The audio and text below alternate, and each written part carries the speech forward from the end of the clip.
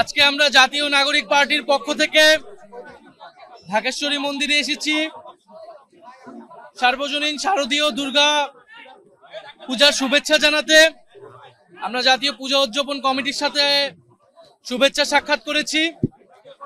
জাতীয় নাগরিক পার্টি সারা দেশের সকল সনাতন ধর্মাবলম্বী এবং ভক্তবৃন্দকে দুর্গা উৎসবের আন্তরিক শুভেচ্ছা জানাচ্ছে।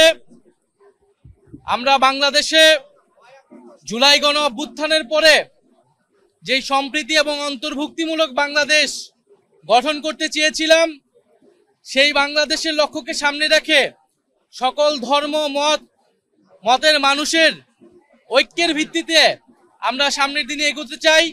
জাতীয় নাগরিক পার্টি সেই জন্য কাজ করে যাচ্ছে। সারা দেশে যাতে নির্বিঘ্নে পূজা উদযাপিত হয়, সেই নিরাপত্তা যাতে নিশ্চিত করা হয়, সেজন্য সরকারের প্রতি আমাদের আহ্বান রয়েছে। এবং জাতীয় নাগরিক পার্টির বিভিন্ন স্তরের নেতাকর্মীরা স্বেচ্ছাসেবক হিসেবে কাজ করে যাচ্ছে। আমরা সনাতন ধর্মাবলম্বী ভাই ও বোনদেরকে শুভেচ্ছা জানাই এবং যে অন্তর্ভুক্তিমূলক বাংলাদেশ গঠন করতে চাই, সেই বাংলাদেশে তাদের সমান মর্যাদা এবং সমান অধিকার নিশ্চিত হয়, সেই জন্য জাতীয় নাগরিক পার্টি কাজ করে যাবে।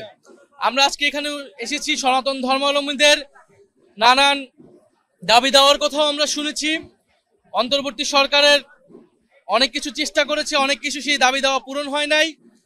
তাদের দাবি দেওয়া যাতে পূরণ করে নেওয়া হয়, আমাদেরও সেই আহ্বান থাকবে সরকারের প্রতি। এবং বাংলাদেশের সনাতন ধর্মাবলম্বী সহ সংখ্যালঘু জনগোষ্ঠীর কেউ যাতে অনিরাপদ বোধ যাতে তাদের মধ্যে না হয়, সেই জন্য সকলে মিলে আমাদেরকে কাজ করতে হবে, সেই দায়িত্ব আমাদের সকলের। এবং জাতীয় নাগরিক পার্টি আগামী নির্বাচন এবং প্রার্থী নির্বাচনে অবশ্যই সকল ধর্মের এবং সম্প্রদায়ের অংশগ্রহণ নিশ্চিত করবে। আমাদের নির্বাচনী ইস্তিহারেও আমরা যাতে সকল নাগরিকের সমান মর্যাদা, সকল সম্প্রদায়ের সমান অধিকার এবং মর্যাদা নিশ্চিত হয়, সেই লক্ষ্যে আমরা কাজ করব।